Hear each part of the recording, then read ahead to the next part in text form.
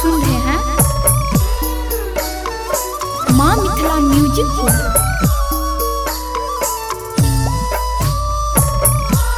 लागे जिनगी में अगिया हमार बाटे रे भाई जिए नहीं दी ऐसन प्यार बाटे रे भाई जिए नहीं दी ऐसन प्यार बाटे रे। लागे जिनगी में अगिया हमार बाटे रे भाई जिए नहीं दी ऐसन प्यार बाटे रे।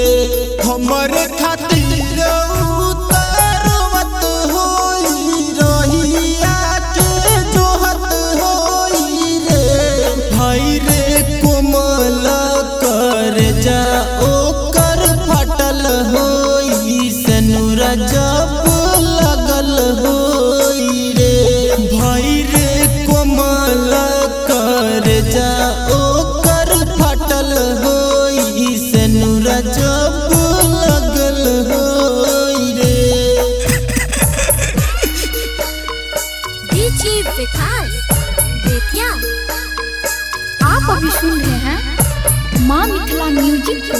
सनुरा जब लगल होई रे बैठ के झरत होई है अखियां से लोरावा हो रोवत रोवत उता गेल होई मरवा हो गेल होई मरवा हो। देखे खातिर अखियां तरसत होई है मनवा ना लगत होई है रे भाई रे कोमल कर जा ओकर फटल होई सनुरा जब लगल होई रे भाई रे कोमल कर जा ओकर फटल होई सनुरा जब लगल होई रे।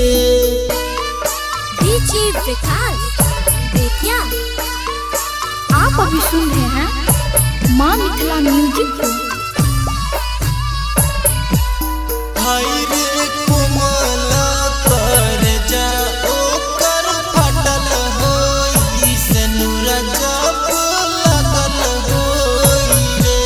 देखी देखी सूरत हमर होत रहे खुशवा हो केकरा से कहत होई दिलवा के दुखवा हो दिलवा के दुखवा हो।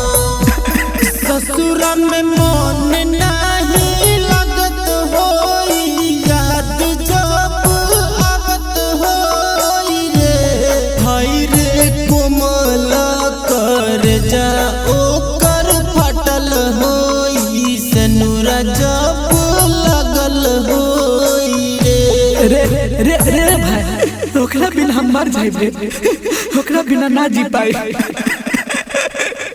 लागे